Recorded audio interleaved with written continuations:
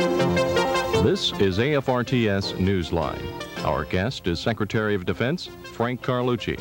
Secretary Carlucci will be questioned by Air Force Tech Sergeant George Yorns. Mr. Secretary, it's nice to have you with us here today Pleasure on to be Newsline. here. First off, a question that's dear to the hearts to many military personnel and their families overseas because it deals with their paychecks. Is the 4.3% military pay raise still alive and well despite the alternate proposals made by Congress? Well, let me say first off that I feel very strongly about the 4.3% pay raise, so much so that I was willing to settle for a smaller military in order to pay adequately those people who are still with us. We have argued the case, I think, quite convincingly on the Hill. Both the Senate and House authorizing committees have a version of the pay increase in it. The Senate has given us everything that we asked for at the Senate committee, and it's been voted now on the floor of the Senate. The House altered it slightly, but in ways that are, I think, not unacceptable. We have yet to hear from the appropriations committees, of course, and they play a big role. But we're hopeful, and we will continue to fight very hard for it because it's vitally important that our people be adequately compensated. I've said time and again that people are my highest priority in the budget. Well, this is a year of budget austerity, including the mandated $33 billion cut in the fiscal 1989 defense budget.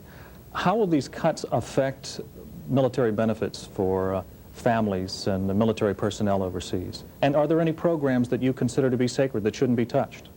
Well, as I've said, people are the highest priority. So in addition to protecting pay, we've tried to protect benefits as well as training and readiness of all kinds. As some of the accounts that we wanted to fund more heavily, we've been unable to fund as much as we would like. For example, the housing allowances, we would have liked to have added about $400 million to those, but had to settle for $60 million over 1988. So in every instance, we have kept the people programs either at or above the 1988 level. In MWR, Morale, Welfare, and Recreation, we've managed to sustain the programs, although there could be some increase in user fees as we go along. But by and large, we've managed to sustain the quality of life programs.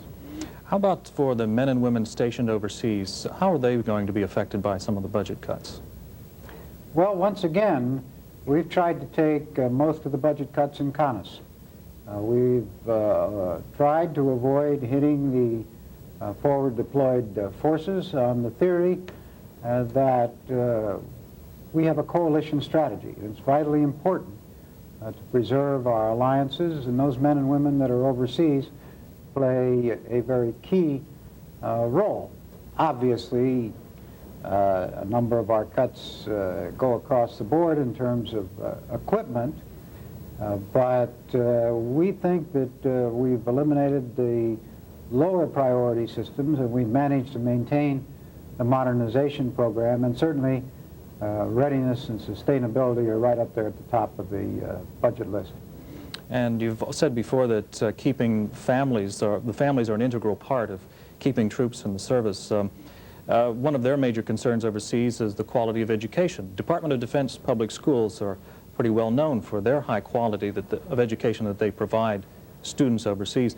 Are they going to be affected by budget cuts? Indeed, those schools are high-quality schools, and we're very proud of that in DOD.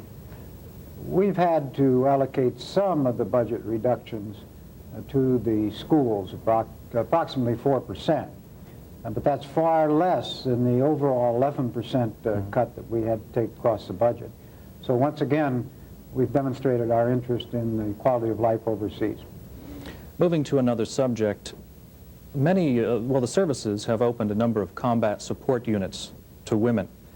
What is your position on women serving in those units, and how do you feel about women serving in direct combat? Well, as you know, we've opened up some 10,000 additional jobs to women, and I'm very pleased with that. I don't think it's particularly appropriate or useful for me to get into the issue of women in combat, particularly since I have a large job to do in making certain that the greatest number of non-combat career opportunities are made available to women. We've come a long way in recent years in the Department of Defense. I think there's still some more work that we can do, and we intend to continue to move forward vigorously in this area. Many women are now stationed in areas where the potential for hostilities to erupt is high. Now, if a crisis should occur, would these women be evacuated to an area where combat is less likely? If they are assigned to non-combat units, they stay with their units, so there would be no plan to move them should combat break out. Also, on the issue of women, we're still hearing from some areas reports of sexual harassment in military units. Are you happy with the programs that are now in place in the Defense Department? Do you feel that they adequately address the problems of sexual harassment and discrimination? Let me put it this way. I think we are addressing the problems. I think we've made some progress. When you say, am I happy? No, I will not be happy until I hear that there are 0 cases of sexual harassment in the Department of Defense.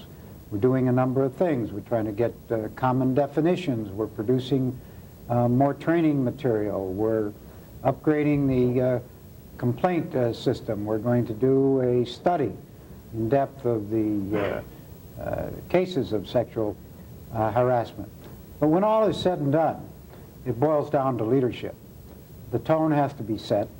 I and my colleagues have tried to set a very positive tone on this. I've met with the senior leadership, and I believe that the message is taking hold. The word is now coming down through the Department of Defense that sexual harassment will not be tolerated in any way, shape, or form. Do you feel in general that women have good career opportunities in the military despite the areas where, like combat exclusion and those occasional cases of reports of sexual harassment? I think the opportunities by and large are good. I think they're improving as we open up more career ladders to women. We have some 350,000 women in the service, a little over 10% of our military personnel. I've talked to any number of them. They all indicate to me that they are enjoying their careers. That's not to say it's universal. Certainly there are problems that some have as individuals, hopefully not as women, but we think that career opportunities are there, and we want to continue to make as many as possible available to women. If I might, Mr. Secretary, move to another area, an area that's been getting a lot of publicity in the media lately, concerning the military's role in the war on drugs. Could you tell us exactly what is DOD's role in that war and what accomplishments have been made? Well, our first and paramount responsibility is to reduce the drug abuse in the military establishment. And we've had a remarkable record there through our random testing program. Between 1980 and 1985, we brought down the incidence of drug abuse from 27% to a little over 8%. My own guess, and we'll be conducting another survey, is that it is even lower today. So that's something which we can all be proud. The DOD has also functioned as a support agency for the frontline agencies in the war on drugs. That is to say, the Drug Enforcement Administration, the Customs Service, and the Coast Guard. We've flown over 16,000 hours in surveillance activities. Our ships have steamed some 2,500 days with Coast Guard officers on board, interdicting drugs. We've loaned the drug agencies, the frontline agencies against drugs, some $300 million in equipment. In addition, we provide training, communication, and intelligence. There may be more that we can do, and we're always looking for ways that we can do more. But the fact is that the Department of Defense is doing quite a lot already. There's quite a bit of publicity about Congress would like to expand the role of the military in fighting the war on drugs. What do you envision DOD's future role in that fight? Well, both houses have now passed legislation which applies to DOD. The House of Representatives passed a bill that directed me to seal the southern border in 45 days. Quite frankly, that's just not practical. The Senate passed a bill that would move DOD very strongly into the area of surveillance. That may be an area where we can do some more. Their bill also would have us providing some funding to the National Guard, to the states, because when the Guard is under state direction, they can perform law enforcement functions. We're taking a hard look at the Senate bill. I anticipate that there'll be some hearings on this subject before the bills go to conference, and we'll be looking at the most appropriate role for the military. I personally do not believe the military should be in the law enforcement area. I think the area of surveillance and support to the frontline agencies is the most appropriate area for us to be in. Mr. Secretary, thank you for being with us on Newsline. Pleasure, George. Our guest on AFRTS Newsline was Secretary of Defense Frank Carlucci.